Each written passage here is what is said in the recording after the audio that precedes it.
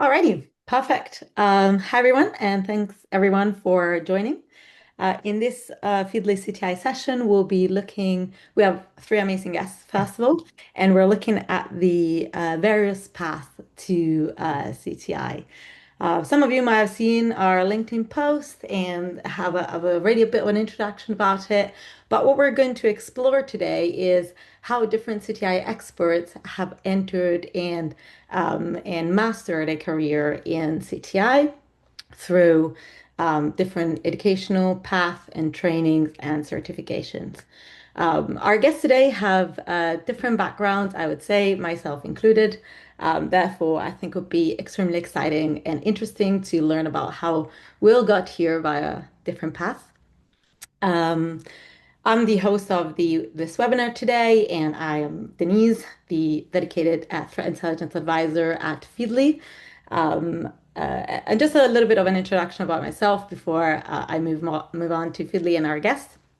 I've been in the CTI and cybersecurity industry for about 6 years. I've worked primarily in the financial sector and moved from more cybersecurity operations to CTI later on in my career. And I've actually started as a undergraduate in political science, international politics, and counterterrorism studies. I did not know I was going to end up in CTI when I first started my studies, but here we are, and this is just an introduction to how sometimes you start from a field and then end up in CTI. And I think the path will become apparent throughout the conversation that we're going to have today. Before I move on to introducing our guests, I want to give a little bit of a Feedly introduction. Of course, Feedly is where I work and is a company that I love and I loved before working here. Some of you might know Feedly from our beginnings, where Feedly started as primarily an RSS reader and a news reader, but through the years we have evolved significantly, and we're now almost fully a CTI operational platform where we allow our users to ingest millions of trusted sources, and then we use a lot of innovative technology to process this data, convert it into actionable intelligence, and then distribute the final intelligence output. So we have turned Feedly into a product that allows you to operationalize the full CTI cycle. Okay, I think that's enough talking for me. What I want to do next is introduce our guests. And I'm going to start with Margherita. Please go ahead for a brief introduction for our audience. Good morning, everyone. Good afternoon, everyone. Welcome. Thanks for joining us today. It's such a strong interest in threat intelligence. We're great to see it. And I'll hand over for a quick introduction. I'm a cybersecurity professional with extensive experience protecting ET and OT infrastructures in defense and complex international environments. My focus spans vulnerability management, threat analysis, digital risk, and intelligence-driven security. I also work closely with the suppliers and multidisciplinary stakeholders to protect strategic assets and sensitive data, while promoting security culture through awareness programs, phishing simulation, and structured training initiatives. Okay, thank you very much for your introduction, Margherita. And Audra, would you like to go next? Sure. So I'm Audra Streetman, really excited to be here today. And my background is actually in journalism. So I worked for a journalist in local TV news for about a decade before making a big career change into cybersecurity and threat intelligence. I'm currently a senior threat intelligence analyst at Splunk. So I work with our internal security org at Splunk, which is now part of Cisco, and work to help inform our detection engineers, our threat hunters, red team, all of our security teams to help us improve defenses with what's going on in the threat landscape. So that's what I'm working on now. I've been at Splunk for about 4.5 years. and love talking about career changes, the path that I took, certification. So I think this will be a really good discussion. Fantastic. Well, I'm already excited to ask you more questions. The both of you, Audra and Margherita, given the introduction you just passed on. I also want to say, Audra, very, very cool setup. I'm loving it. Thank you. And I've been wanting to get on mic for a long time, so you have almost convinced me after this. Yes, I used to have a podcast, so that's where this came from. Oh, well, then I think we might want to have a CTI session about what your podcast is about. Okay, so we are still waiting for one of our speakers today.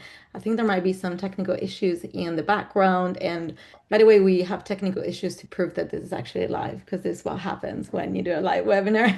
You always have technical issues running. Okay, so before we start on with the discussion, I just want to share with everybody the agenda for today. So today we're going to go from how you started in CTI through certification, education, or any other training path that you've undertaken, and then we'll look into what was the pivoting moment that where you realize that now you're moving into a fully CTI as a CTI professional. And we'll discuss a little bit more about the skills that you've gained, how you strengthen your skills, other courses and certification that we do to strengthen those skills, and how transferable those skills are in other aspects of your career, or who knows, your personal life. And then yeah, how to staying sharp in the role, and continue updating to the latest skills and knowledge. We know that CTI is a very fast evolving environment, and we always have to keep up with developing technology. And as I completed my agenda, I can see that Baso is joining us. Thank you, Baso, for joining. And sorry if you had any technical glitches coming in. Can you hear us well? Yes, I can hear you guys. Hopefully you can hear and see me. Sorry, apologies. I was stuck in the lobby, but I'm here now. I can definitely hear you, but the screen does look a little bit cracked up. Is it just for me, or is it everybody? I think it could be for everybody because it's for me also. All right, maybe we can try switch off the camera and then on again and see if that works. Generally Sure. off and on.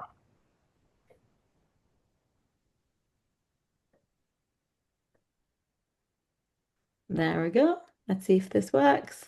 No. I would suggest that Baso turns off her virtual background. Oh, okay. Okay, yeah. That would also work. There Yeah, we go. So much you. better. As I say, technical glitches, that's the beauty of a live webinar, as we all know. Baso, would you like giving us a bit of an introduction about yourself, your background, your role, and yeah, just a bit of an introduction for our audience? Sure. So currently I am working at British Airways, and I've been doing CTI for a year and 10 months. So I'm just shy of 2 years in the role.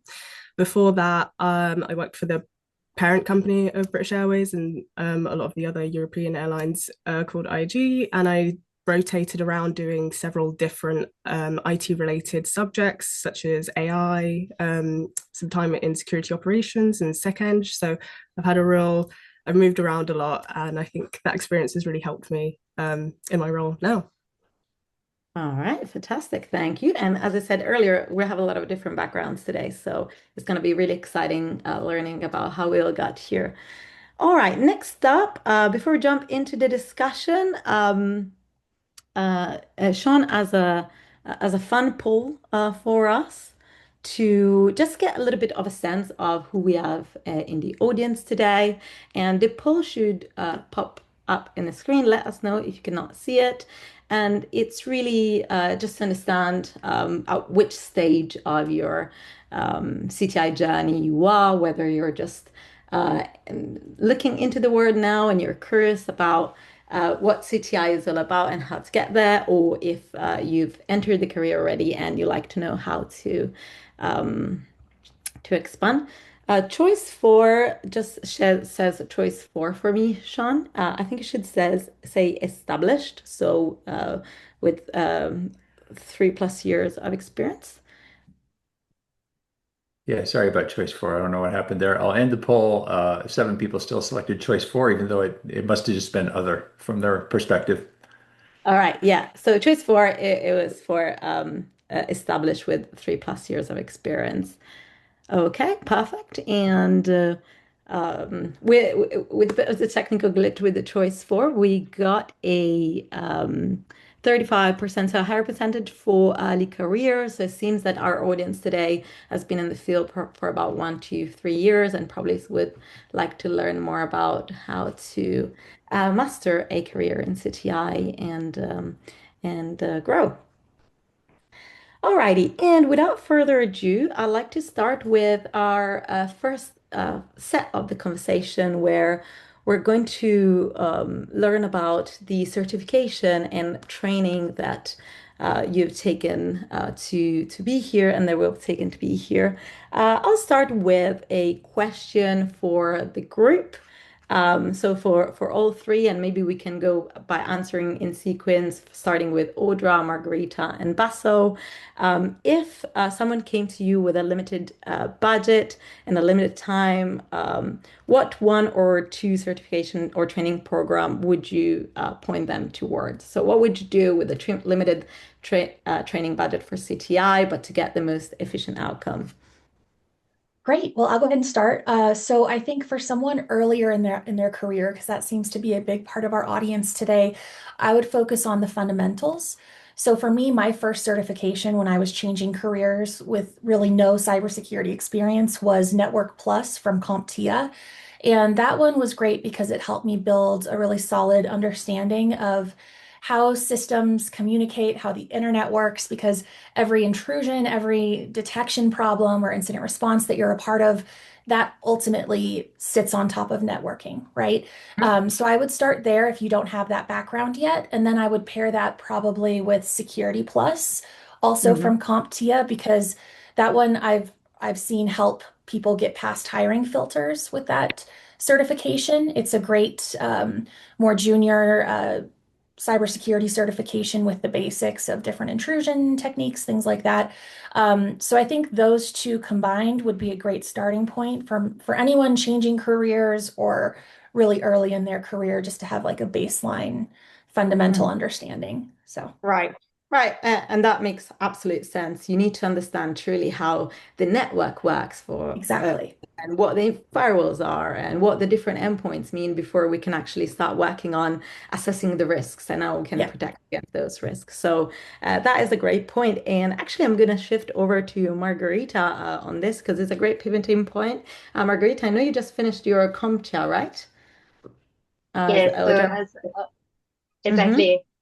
So as Audra, I suggest the CompTIA 2 to focus on one solid certification, CTI certification, to understand the fundamentals, and then invest in something that builds how you think, like intelligence analysis or risk, because we know that tools evolve quickly. The analytical thinking and decision-making context would really scale over time. Right, exactly. Yeah, and you work in both strategic and operational intelligence, right? In your Yeah. role. And how do you find that this certification and any other, if you want to mention any other that you have as well, really help you with both the strategic layers and your operational layers of your job? I think that it's better to say that what I think is what is helping out. So I think in terms of layers, I could focus on where I go deeper, a set of domains that I track more selectively, and then broader trends that I monitor at a high level. A few practical things that work for me. I rely on trusted source and filters, then rather than raw information streams. I prioritize patterns over individual events, and I step back to connect signals across domains like cyber, geopolitical, physical. Right. And also, I learned that staying current is not just about consuming more, it's about deciding what to ignore. Oh, okay. Yeah, exactly. So effectively surfacing what is relevant in your operational intelligence in order to have effective strategic intelligence. Yeah, not knowing everything, but understanding how pieces fits together. Okay, perfect. And you found that your certification has supported you with having this ability? Yeah, for sure. There are a lot of certification in that area, but I think it's better to say that this is the experience that fits you perfectly on it. Okay.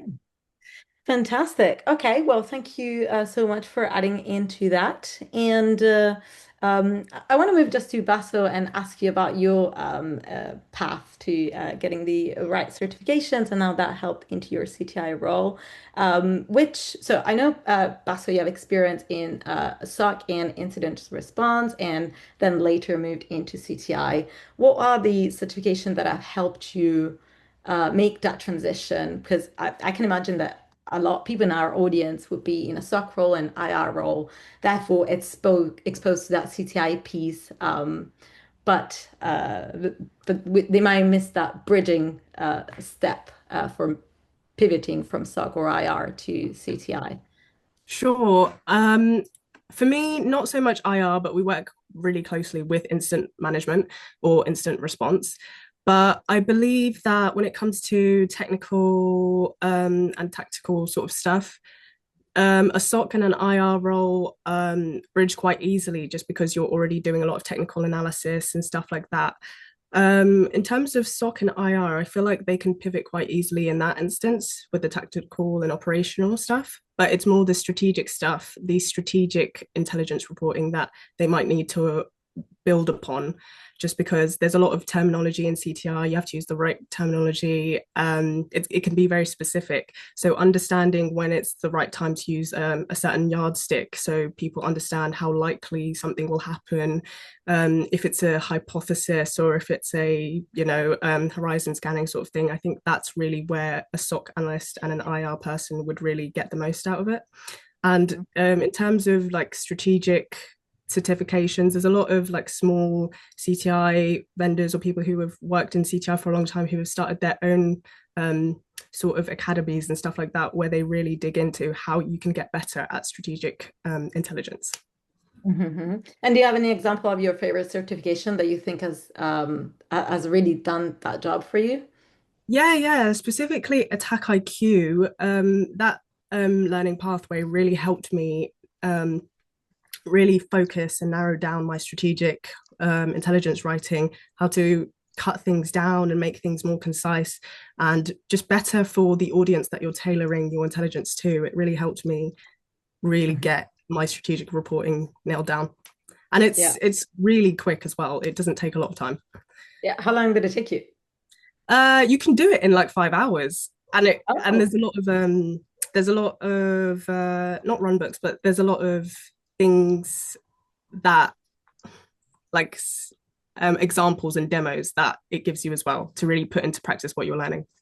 Okay, oh, fantastic. Yeah, I mean, surely you need to have some background knowledge, but 5 hours sounds like a very efficient tool to Yeah. get those answer and that awareness, and that's fantastic. And I do mention certification a lot here, but actually, I think we can also discuss anything that is a education path or training course that we have taken to get to CTI, and sometimes it's not as straightforward as we think. Not necessarily we need to get the GIAC certification to become a CTI analyst. There are various paths to it, and I think that is the core of the message that we want to send here today.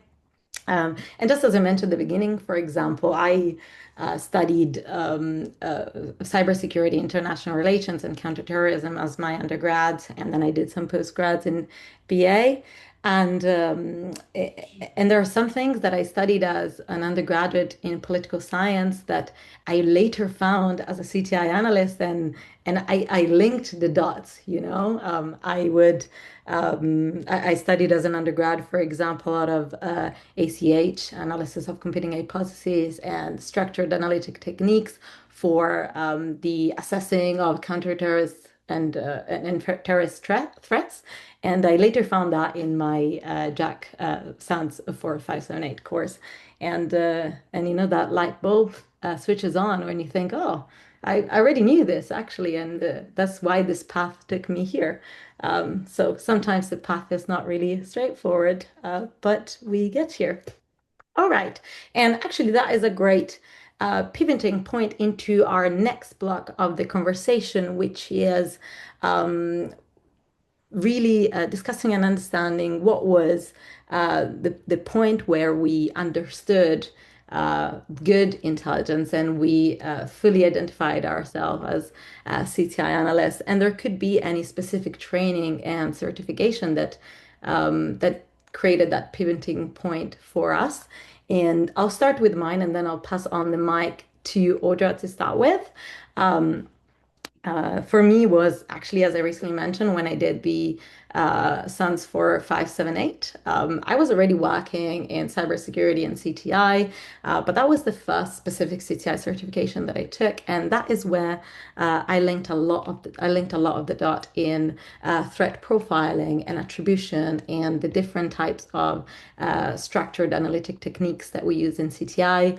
I was already doing all of that as part of my job, but doing the SANS certification really helped me formalize the structure of my role as a CTI analyst. And yeah, that was the moment of pivoting point for me, I guess, and moment of awareness. Audra, what about you? Yeah, so I also took that SANS course, the GCTI exam, which is what I would consider to be one of the best cyber threat intelligence certifications that are directly cyber threat intelligence. I think that exam is great. It covers concepts that you can learn about on your own. If SANS is something that's not in your budget at the moment, it's not cheap. It's an expensive course, so you can learn about different concepts on your own, whether it's analysis of competing hypotheses, structured analytic techniques, the diamond model, MITRE attack tactics, techniques, and procedures. If you can understand what those concepts are and how they apply to your job, I think that can go a long way. A lot of it in cyber threat intelligence, there's people who have a really strong technical background, they're very tactical, and then people who come from a very strategic or communication-oriented background. Operational also, sits in the middle there, but I think people tend to have strengths in one of those areas, so you're always trying to build up the area where you're weaker. For me, that was more of the tactical because I had the strong communications background. I needed to learn more about basic cybersecurity concepts.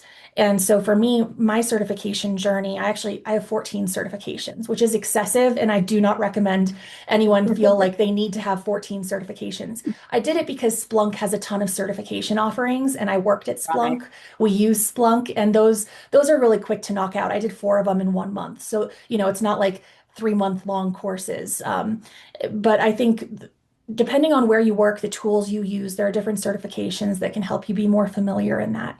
But ultimately, just the critical thinking part is huge for me. And then also communicating with your audience in your role. That's one of the biggest things I've learned in threat intelligence is having those open communication patterns where you can ask your team and the teams you work with, how can I help you? What do you need from us? How can we better provide information to help you do your jobs? And to have that back and forth, I think is huge.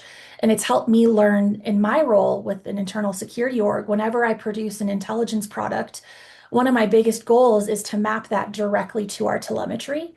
So every time I put together an intelligence report, I'm putting together the indexes, the source types, to map exactly the trends and the threats that we're monitoring. How does this apply to our telemetry? So that our detection engineers, our threat hunters can then take that, make it actionable without having to translate it themselves. So that's something that I've learned just in my role currently, one way to make that more efficient. So yeah, that's kind of how I would summarize, for me specifically, how I've, grown. Yeah, 14 certifications, it's a lot. Yeah. There's a lot of acronyms you have on your curriculum, I guess. And Yep. Yeah, I think that is a fantastic point, and a big part of our role is to take in that it's taking that raw data, that telemetry that oftentimes is just IP addresses and port numbers and URLs, and convert them into verbalized intelligence requirements and eventually final goals and outcome. And that is a big part of our role, understanding the operational and tactical aspect, and then being able to convert it into strategic requirements and output. And yeah, I think that is a fantastic point. And if you had to pick amongst, maybe that might be hard with 14 certifications, but if you had to pick which one is the best one for you, the one that you think you learned a lot from and was a great pivoting point for you. Well, honestly, Network Plus was my first certification, and it was my hardest certification because it was the first. I had to Mhm. relearn how to learn because I hadn't taken a test since college. So I had to learn Right. like what study methods work for me, how to focus, like how to pass the test, what the tests are even like, how to prepare. And so that one I think was pivotal for me because I had to learn how to learn, and then I had to learn the basics. And that applies to everything I do, the networking foundations. A lot of people like to jump straight to the exciting, malware families, intrusion techniques. They like to jump straight into it, which is great. I'm not discouraging that, but you have to know the basics to make sense of the more complex or real world impact that you're Mhm. seeing. So I think Network Plus, I keep going back to it because it was the most challenging because it was all brand new to me, everything built upon it. And yeah, I'm glad I did Yeah. it. So Probably if you had to retake it now, it would be much easier. I would hope so, yes. You should do a test. All right. I'm going to move on to a similar question with to Margherita. So, Margherita, what do you find was the certification, education path, or even more technical and practical training that you've taken that has been a pivoting point for you in your CTI career? One certification that's shaping my mindset right now, and I didn't mention earlier because I'm currently studying it, is for SANS 578 that you mentioned earlier.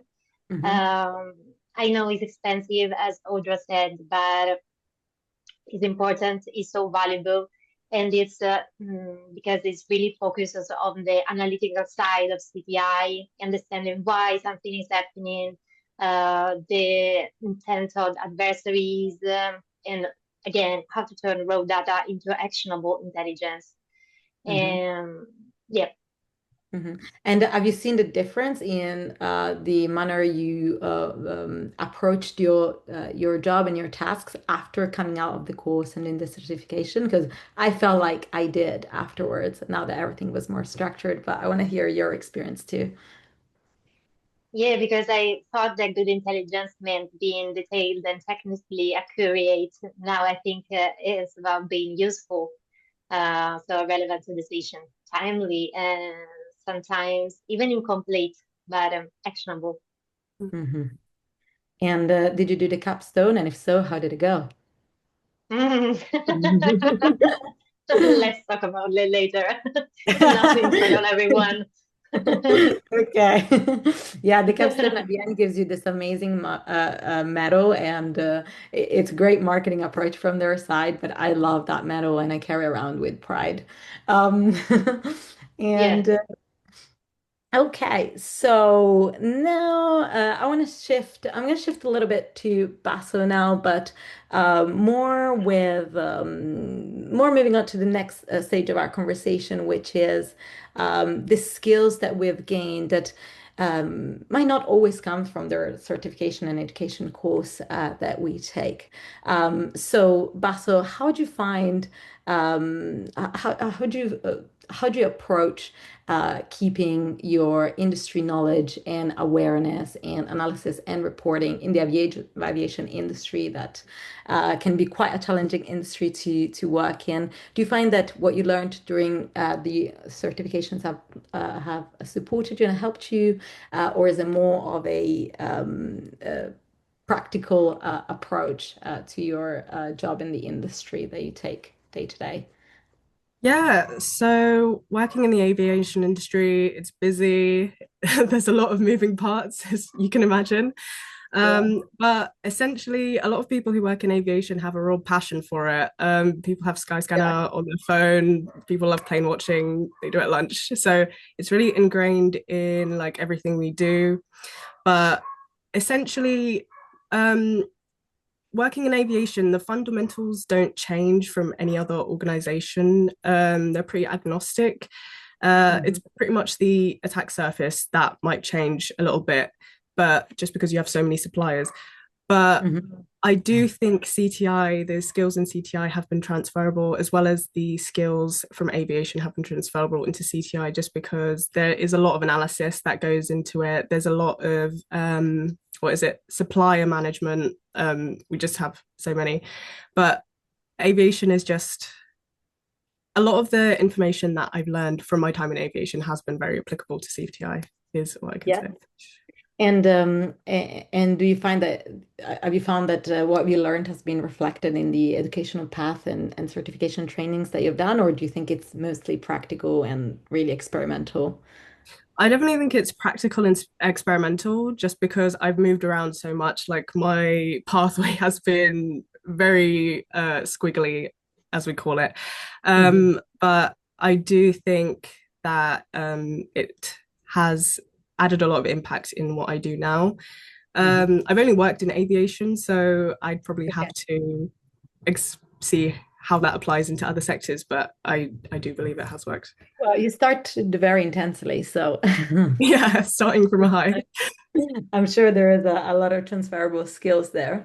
And okay, and speaking of which, I'm gonna ask everybody a soft question just to, take a breather because I feel like we've been talking nonstop for maybe more than 30 minutes now. Yeah. So very soft question. What do you find is a skill that you have learned as a CTI analyst that is transferred into your personal life? So just to give you an example, every time I'm trying to identify what is the issue of a plan or something with my boyfriend, I always do ACH. And he does think that I exaggerate in writing an ACH just to try to and figure out what we should do next. But I just can't help it nowadays. Do you have a similar experience where the professional skills that just represent itself in your everyday life and you just can't help it?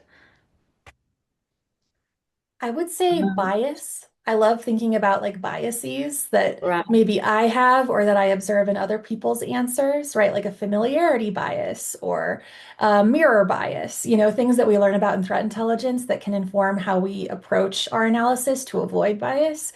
I find myself thinking about it just all the time. Like, how might I be biased in this decision? Or what am I not thinking about that I should be? That kind of a thing. Yeah, that is a great Yeah. example. And I think that even more augmented by the fact that you have a journalism background, right? So you always want to make sure that you don't have a bias. And yeah, that's Exactly. a great example. Margherita, what about you? Oh, you're on mute. Oh, you're mute. Here I am again. Sorry, something that I think I use constantly, even outside of work, I say critical thinking. So learning to analyze situations from different angles and not to take things at face value. Okay, yeah, that's a good one and a very important one too for making good decisions in life. And what about you, Basil? I would say there's quite a few, but I would say the yardstick I definitely find myself using a lot because if I'm not sure about something, I don't want to give 100% certainty. I'm like, it might be possible, it's likely. I'm like, oh, let me make sure I'm covering my back. But like Margherita said, critical thinking definitely for sure. Just never believing anything, especially these days off of face value, going back and checking multiple sources, making sure it's not like misinformation or disinformation, and I'm not like believing something the first source I've seen. I definitely do that. Yeah, I would say there is a lot of fear today about the reliability of our sources, and I think that's great to have. It's always great to make sure that we are looking at and referencing and making decision based on trusted sources. So that is a very great one to have, regardless if it's professionally or for private matters. Alrighty, so let's bring it back to our CTI skills. And this is a question for the group. And again, we'll go Audra, Margherita, and Baso for no particular reason. It's just how it shows in my screen, by the way. If you could go back and have a skill that you have today at the very beginning of your career, which one would that be? Well, I would go back to learning how to learn because that took some trial and error for me to figure it out. And if I had known that up front, like this is the study method that works for me, it would have saved me a lot of time. I think that's one skill just related to certifications. I think generally speaking, there are a lot of technical concepts I had wished I learned sooner rather than later. And I think this is one of those careers where you learn as you go, right? You're not expected to know anything. No one knows everything at any given point in time. And so I think also something I wish I knew earlier as well is to not, a lot of us experience imposter syndrome or worrying about knowing enough. And so I think maybe having more confidence in my ability to navigate ambiguity or uncertainty, because that's a big part of the job. And so not feeling like I have to come prepared knowing every single thing, because a big part of threat intelligence, you don't have the full picture. You have to reason around, gaps in information and uncertainty. And so understanding that that's a normal part of the job and it's okay to not always have a high confidence assessment for everything. You don't always need to know exactly, what's going to happen. So that's, I think, what I wish I had known early on. Yeah. I think that is a great point, and I think that it's something we all relate to at the beginning of our careers. I mean, I don't want to speak for everybody, of course, but I hear a lot of people talking about the imposter syndrome. I had it at the beginning as well. So now that you know all of this, what would be the advice that you'd give our audience when they do feel like they have imposter syndrome and they do feel like they have to come with all the answers? What would you suggest? I think just knowing that no one has all the answers and that a little bit of confidence can go a long way. Just knowing that even if you don't, or even if there are people around you, because I know when I entered this industry, I experienced interactions that were dismissive. And so not taking it personally, knowing that it happens to other people and it's not about you specifically, it's about other people's biases and other people's assumptions of what technical looks like. And so I think knowing that going in, that it's not a unique to me problem, it's just something that I need to not take personally is important. So Yeah. And that's great. And also you touched upon a great point that technical looks different for different people.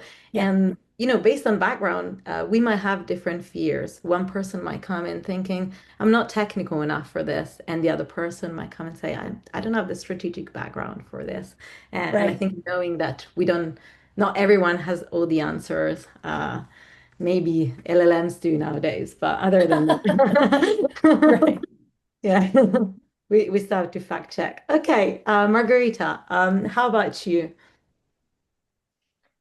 I think the skill that is that I hope I would develop earlier is probably communication. Communication not just for writing reports, but really to make analysis understood. Because the best intelligence has no impact if it doesn't land with the right audience. So I wish I started thinking earlier about how to tailor intelligence for different stakeholders. With the SOC versus the CISO needs. It's not just about clarity, it's about making your work actionable. And honestly, the skill grows over time.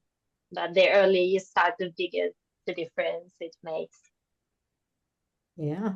And that is a great point. We have to make sure that our reports use the language to speak to the right audience.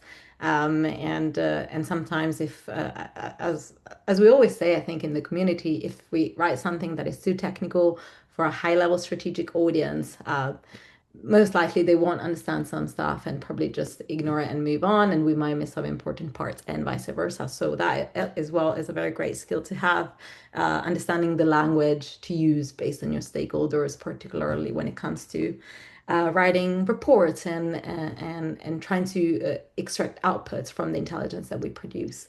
And I'm going to ask you the same question that I asked Audra then. What is the advice that you would give for people starting their CTI career now and they also face this challenge? Yeah, I think the best advice is don't just aim to be a good analyst, aim to be useful to decision. I know I repeat that frequently in during this webinar, but always ask yourself, who is this for, and what will they do with them? That shift in mindset makes, I think, all the difference. And do you find that you've, given that we're speaking about education and certification and trainings, do you find that there is any specific training that you've done that has helped you with report writing?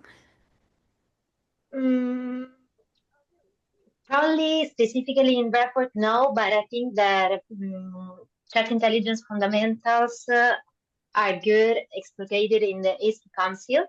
It's really solid 30 point if you want to get into CTI without diving into something overly technical or expensive, as we said. It's short, it's online friendly course, so I think you can do it at your own pace, which is great about it with the other studies or work. Yeah. Okay, sounds great. And I'm gonna move on to Baso, asking you the same question. What skill would you like um, what skill that you know now would you like to have had at the beginning of your career? Uh, there we go. Sure. If you guys can hear me, could you repeat the we question? can. Perfect. Yeah, sorry. I saw we lost you there for a second. Which skill that you have now do you wish you had at the beginning of your career? I would say the confidence of presentation. I didn't realize how many presentations I'd be doing as a CTI analyst. Sometimes you think maybe you would just be writing or delivering intelligence, but you do actually have a lot of interaction with your peers in CTI. Definitely having off of the back of what Audra mentioned about and you, Denise, about imposter syndrome, you can really feel like you don't know what you're talking about, or maybe you're not completely certain about the subject, so you don't want to put yourself in it. But my director said that you are the subject matter expert and you do know what you're talking about, even if you don't feel like it, and it's important to add those caveats. So for me, I would really have wanted to improve my presentation skills because you're going to be doing a lot of presentations. Oh, yeah, fantastic. And actually, that's a great point that you mentioned that your director did in some way encourage you and support you and made you feel confident with your skill at your current career point. And you really have to put yourself out there. Right? You have to put yourself out there. Yeah, exactly. That's the other thing. You just have to try, and sometimes you fail, and from there you learn and you improve, and that's how we all grow, I think. And that's actually applicable for any career or goal that we have. And I think that's a great point to move towards the final phase of our conversation today, which is all about how do we improve? How do we stay sharp? And Baso, I'll stay with you for a minute here because you mentioned again your director that gave you some guidance, and I'd like to ask you: do you have have you had any mentor that could be your director or anyone that has been with you in your career that you feel that has guided you and motivated you? Yes. So the person who's guided me the most is my manager, my current manager. Coming in at only a year and about 10 months, he has been pivotal in my development in CTI, and directed me in a environment that was safe to ask questions, safe to ask why, but also just gave me that feedback that really helped me grow, especially over this year. I've seen a lot of improvements, especially with risk and like supply chain sort of stuff. He's really guided me, gives me direct feedback. And then when I've been studying for my CRTIA, which is like the registered threat intelligence analyst, all of what I've learned over the past 2 years with that guidance from my manager has reflected in what I've been learning. And it's like, oh, so this is how all of this fits in. And like all the pieces have really fit together. But also in terms of a mentor, I also have a buddy who has helped me fill in that baseline knowledge, especially with vulnerability intelligence. So that's been really useful to have those two people. Yeah. Yeah. It sounds super valuable. And I think that's what it is, having a mentor, someone to guide you at the beginning of your career, especially when you're still, a little bit finding your feet. It's definitely invaluable. And I think it would benefit a lot of people in our audience today to know what is there to look out for in a mentor, or how can you find a mentor and reach out to a mentor? Yeah. I think it's obviously easier to have a mentor when you both get along, but I would just say don't take critical feedback personally. Feedback can be very direct, but I quite like direct feedback because it's very actionable. It's like this, and you can just quickly make those changes for improvement. And if you retain that knowledge, you'll be able to apply it to your work going forward. So I find direct feedback very useful for myself, but sometimes it is easier to have if you don't like direct feedback, maybe you choose somebody with a personality who has a less direct way of saying things, but it depends on what you sugarcoat it a little bit. Exactly. Yeah, sounds like a great point. And before I move on, thank you for that, Baso, and thank you for that. I actually have some great mentor stories to tell too. I had some great mentors throughout my career. And I'm going to just tell this quick anecdote, and then I move on to Gabby's question. When I first started my career, I had this great manager who I would go to work every day an hour in advance, just because I was really anxious of, not showing up just in time. I wanted to be there earlier. At the beginning, you're very eager. I mean, I like to think that I'm still very eager. And so I would go there an hour earlier, and he would tell me, you're not paid for this time, right? And I'm like, yeah, but I just like to be here. And so he set up an hour every morning during that earlier hour just to teach me something new about cybersecurity, whether that is what is a firewall about, or is an email management tool about, all these little things that I really appreciated, and I found myself really useful in the rest of my career. And I think that is what a great mentor is, and I'll never forget him.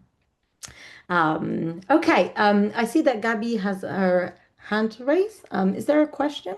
Yeah, thank you, Denise. So there's a question from the audience. It's by Charles. It says, what advice will you give to someone transitioning from medical devices technology to cybersecurity domain with the goal of focusing on CTI so far as medical information is concerned?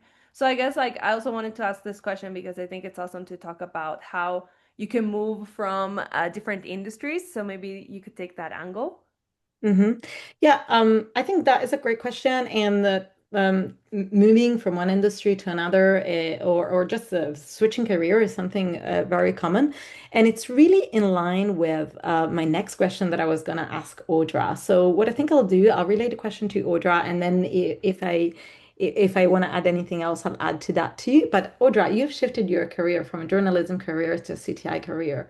So for our audience, what advice would you give for most effectively, or how did it work for you, and did you find it effective? Is there anything that you would have done different when transitioning career?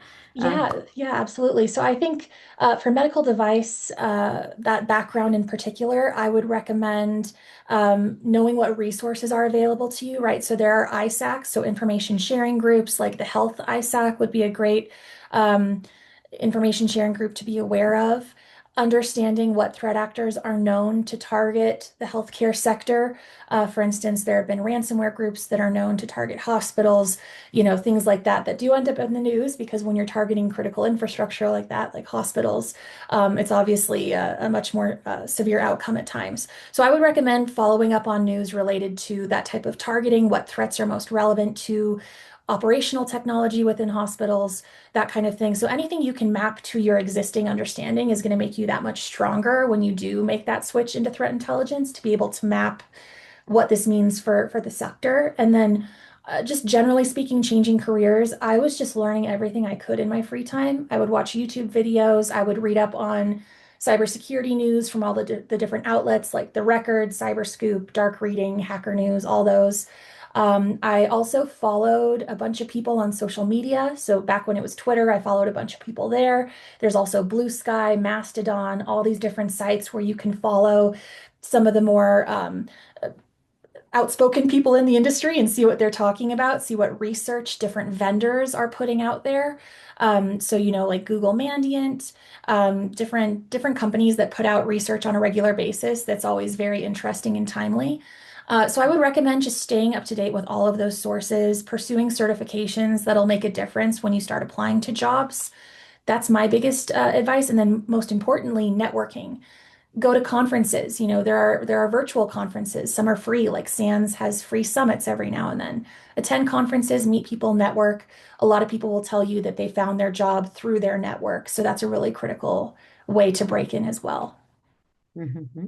Yeah, I mean, I think you covered it very Yep. extensively, and you covered all the most important points, which is great. Yeah, as you mentioned, identifying what are the overlaps between your current role and the role that you want to shift into, and so you don't start from zero. You start with some transferable skills that you might not know that you had, and then do research, find out what are the certifications that will help you enter the industry, and as you correctly mentioned, also networking. It's always critical to anyone's career. Again, just a repetition of what Audra said, because you covered it very extensively and well. Thank you for that, and thank you for the question, Gabby. And okay, so thank you everyone for joining today. We got to the end of our discussion today, and I'd like to conclude with a final question for all three of our guests today, which is if you had one piece of advice, one single piece of advice that you like to leave our audience with today with regard to entering the CTI industry, what would that be? And I'll start with Margherita, and then Baso, and then Audra.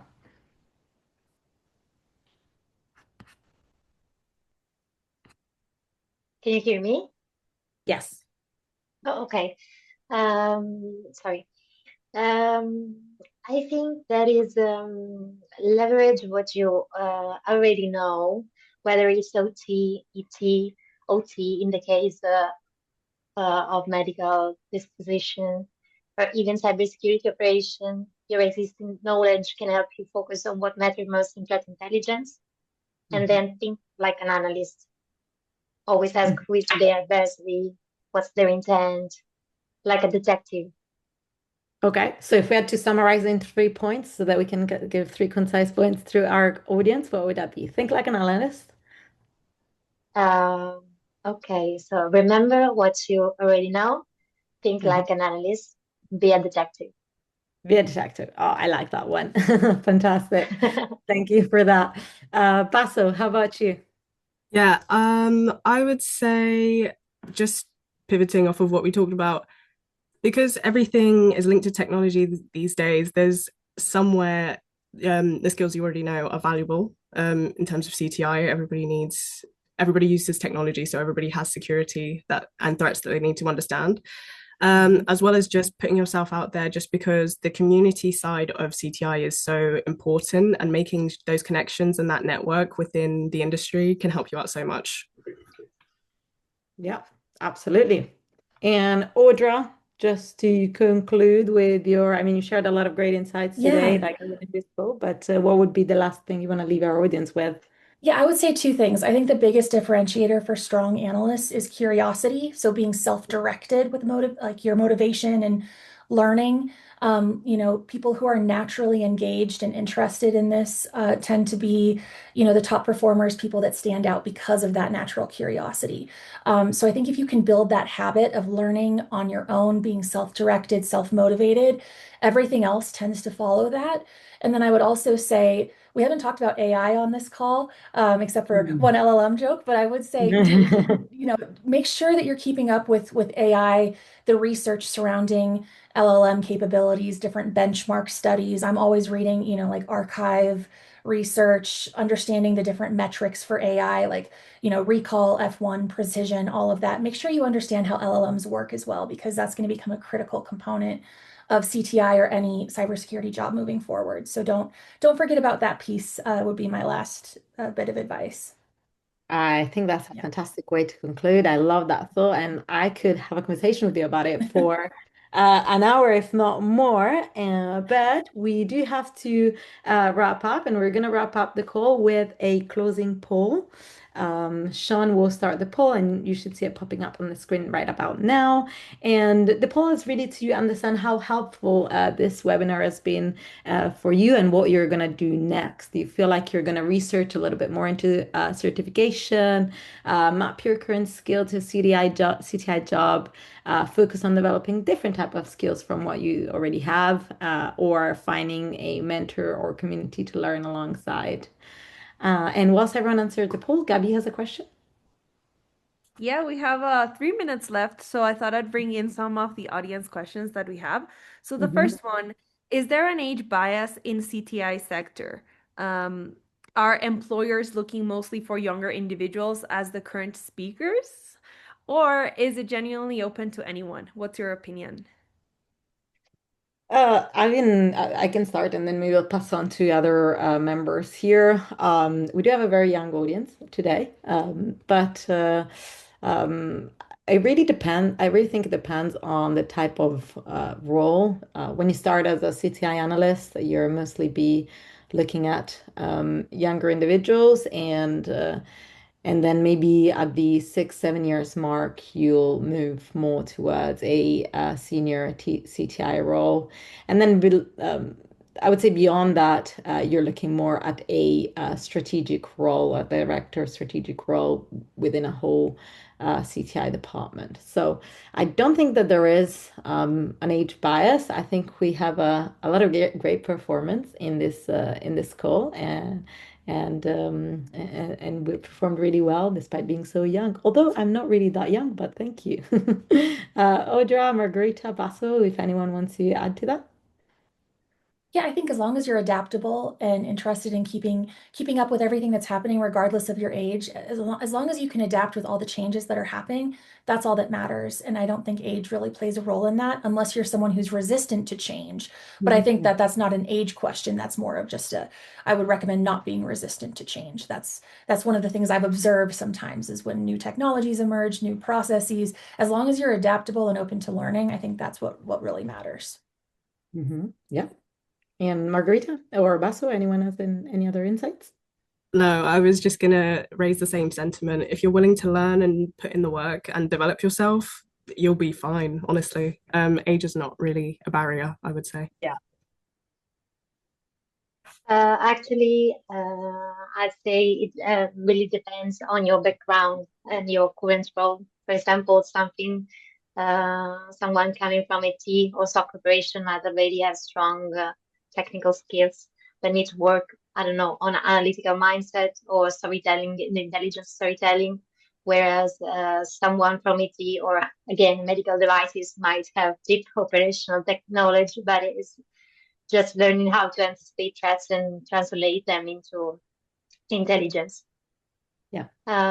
It's also important to be aware of bias, but yeah.